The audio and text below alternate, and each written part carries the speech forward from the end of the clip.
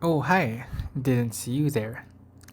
Did you know that, according to the AV Test Security Report 2019-20, the total number of malware in the last 10 years has seen a scarily steep incline? And that same report also states that Windows computers were targets of 83% of all malware attacks in the first quarter of 2020. Windows is a gargantuan operating system, which can tell us why hackers target Windows. Why go fishing in a small pond? Unfortunately, the attackers do succeed, which is where we bring in the post-mortem, the science and art of digital forensics. Because Windows is so prominent, we wanted to look at Windows Registry forensics. Microsoft says that the registry is a system-defined database in which applications and system components store and retrieve configuration data. So, it's basically a proprietary SQL? But in all seriousness, it actually contains a lot of information like recently accessed files and user activity. This means that it could potentially contain a wealth of information of what the attacker has done. However, more advanced attackers who are more stealth-focused would clean up evidence by deleting registry keys. In Windows 2000, Microsoft introduced the concept of transaction logs for the registry hide files. This is so that they could maximize the reliability of the registry. However, it was discovered that it might contain information that could point forensic investigators into the direction in which the attacker took. As such, the tool we have created attempts to recover these deleted keys. Given the context that Joshua has provided in the first part, I will now be talking about how the artifacts for the assignment is generated.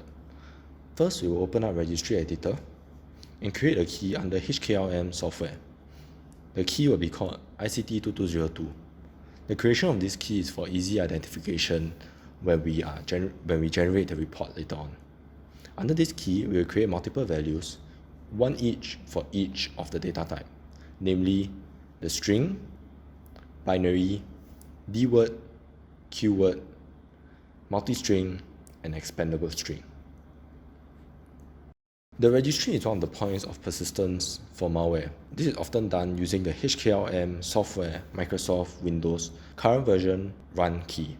To simulate a malware or a malicious user has created a program to start at runtime, we will create a value called malware with the data cpath to malware.exe. This is to simulate and the program does not exist. After this is done, the system is restarted. This ensures that the changes are written to the hive instead of being held in a transient registry hive. 1 hour later. After the system boots up, we will proceed to HKLM software and delete the ICT2202 key. This creates the transactional log that we will be using later on. We will also delete the HKLM software Microsoft Windows current version /run key with the value malware. This simulates that the malware has deleted a key to attempt to hide its trace of persistence. The program will read each cell inside the transaction log. Each cell can be either allocated or unallocated. This is determined by the to's complement value of the first 4 bytes of the cell. Negative values are allocated while positive values are unallocated.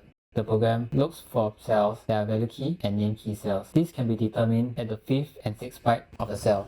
Upon reading a name key cell, the program will search for its child value keys. Since the offset in the log depends on the offset of the hive file, the program will attempt to calculate the position of the value key cell. This is done by finding the parent in the hive file. Once found, the parent will attempt to look for its child name key by going to the subkey list cell. The subkey list cell contains pointers to a child name key. Once the child name key with the same name as the one found in, the difference is calculated between the two cells, and this difference will be used to calculate the position of the cells in the log file. If steps 1 to 4 failed, the current cell in the log will use the previously found difference in other cells to calculate the positioning of its value data.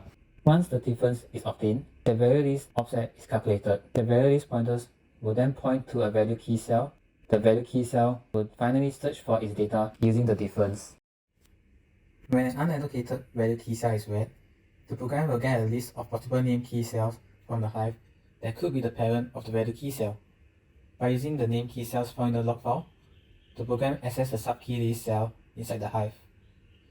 Thus, the subkey cells containing the pointers to all its child name keys will be extracted.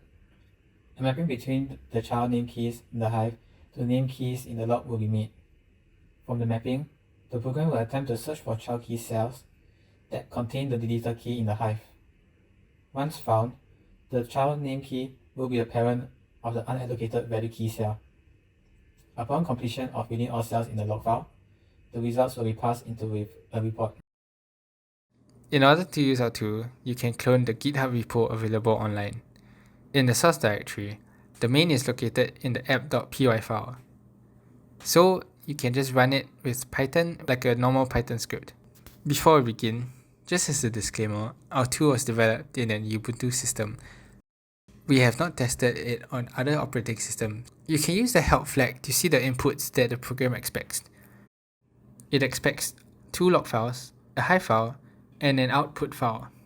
It's actually pretty straightforward. You just need to acquire these files during your investigation. 3 hours later. Can you move it along? I'm all out of time cards.